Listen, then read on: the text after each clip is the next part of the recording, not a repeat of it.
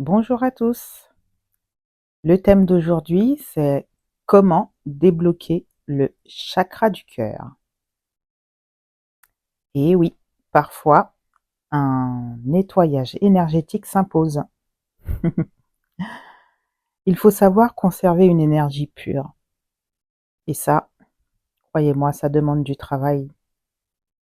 Sa protection, c'est l'énergie. Et il faut pouvoir l'entretenir et la ressourcer. Il faut savoir qu'il faut parfois couper les liens au niveau énergétique. Et oui, savoir couper des liens, c'est souvent primordial. Les liens énergétiques se forment entre les personnes, entre les lieux, les objets, les événements qui se sont déroulés dans le passé. Et c'est pourquoi il faut renouveler sans cesse son énergie, mais vraiment sans cesse. Souvent, on reçoit dans la poitrine un pincement, une angoisse. Au centre, vous voyez, au centre là, on ressent une pression. C'est probablement le chakra du cœur qui est sollicité par une pensée, un événement, une mémoire, qui fait que vous avez cette oppression. Eh bien, vous savez quoi? Il vous demande juste d'être nettoyé. Et pour être nettoyé, quelles peuvent être les solutions selon vous? Je vais vous donner des petites astuces que moi j'utilise et qui peuvent et qui débloquent le chakra du cœur. Déjà, il faut pardonner, se libérer de la rancœur, des ressentis, des regrets, redevenir sacré, tout simplement. Rester disponible pour guérir le poids émotionnel, pour laisser place à l'empathie et la compassion. Vous pouvez également écouter de la musique.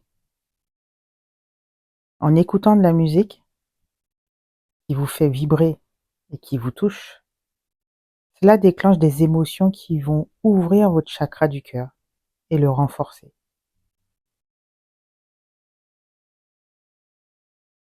Gros point essentiel, il faut bien choisir ses relations et les entretenir de façon authentique et réellement sans faire semblant.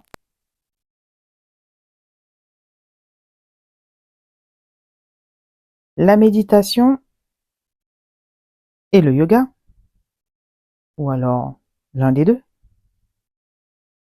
c'est très important aussi. Le retour à soi, se découvrir, ou alors se redécouvrir, c'est s'aimer soi-même.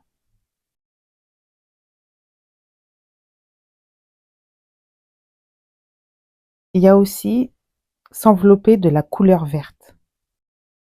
Vous avez pu voir que c'est une couleur aussi que j'affectionne énormément. Parce que c'est la couleur qui s'associe à celle du chakra du cœur et favorise la libération du chakra du cœur.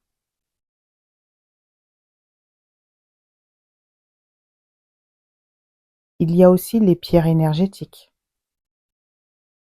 D'ailleurs, vous pouvez voir que dans mes vidéos, je porte une pierre énergétique, un bracelet de quartz rose, par exemple, qui équilibre et renforce le chakra du cœur, en favorisant l'amour, la paix intérieure et inconditionnelle, et vous êtes à la guérison émotionnelle.